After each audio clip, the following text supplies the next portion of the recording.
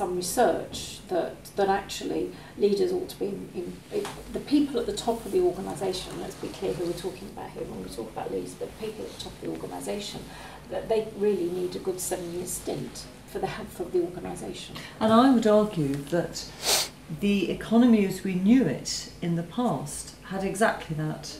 There was long tenure that those at the top reckoned, not necessarily cradle to grave, but you had a big stint until you retired. And I think the new paradigm is shorter term for complex reasons. So I think we've moved, in fact, from long to short, and you're arguing that the long is necessary. We need to go back to the long, because I think there's a lot of evidence to show that short stays at the top of the organisation don't work, they're unsatisfactory.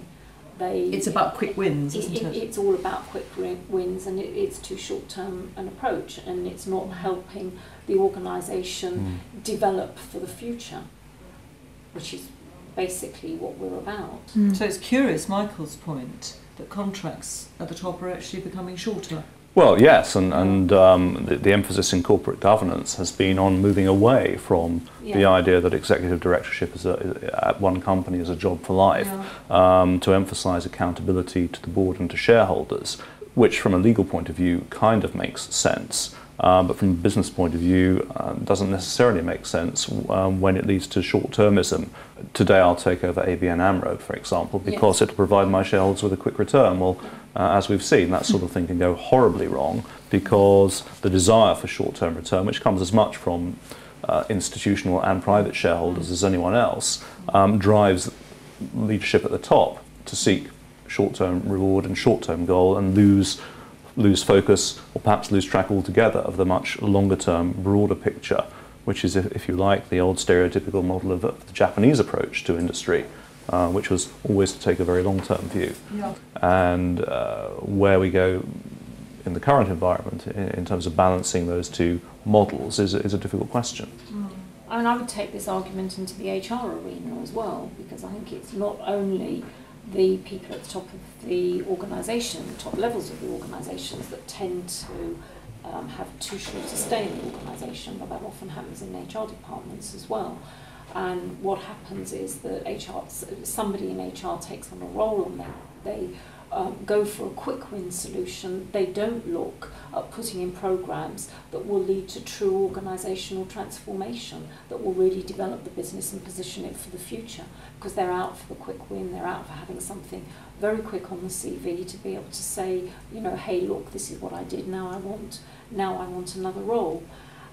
And I think that what's tended to happen is that because HR departments have this sort of short-term approach, because there's often only a short stay in an HR department, what's tended to happen is that HR puts in too many disjointed initiatives. It's not joined up enough, and it's not consistent enough. It's very difficult for a business to achieve that long-term vision when its chief executive may be changing every year or two.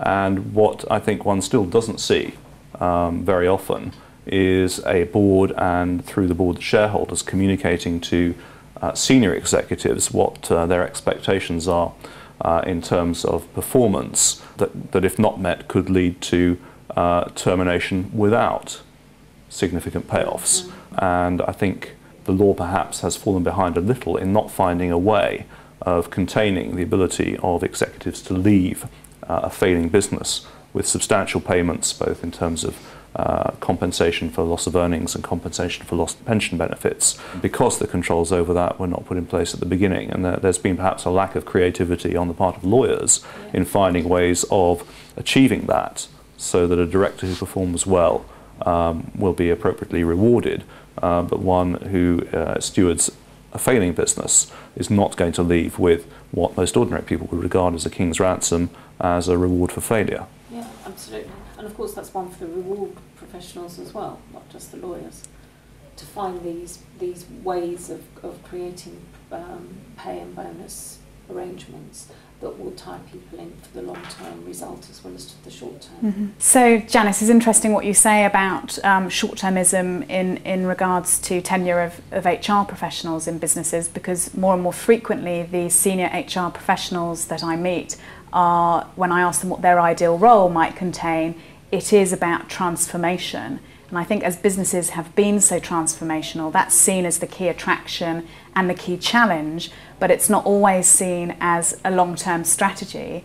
So perhaps these HR professionals are attracted to the quick change and turnaround of transformation programs, but not necessarily then embedding that into the organisation in the long term.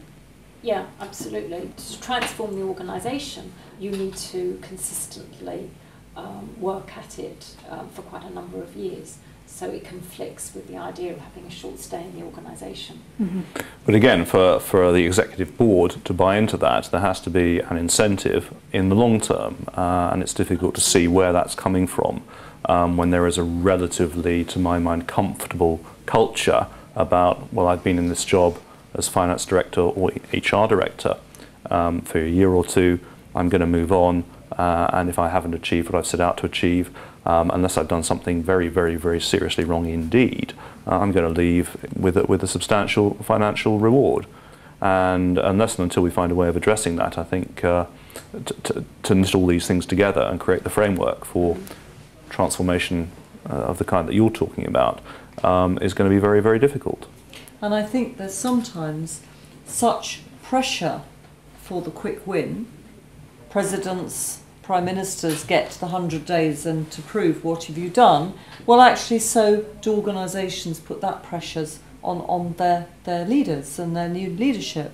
And if you've got such a drive to achieve something great quickly, I think that can push right against thinking, well, I'm here for 5-7 years. A major point to bear in mind is that short-term and long-term are not mutually exclusive. The short term needs to lead to the long term, and it's when the short term is an end in itself that the problems arise.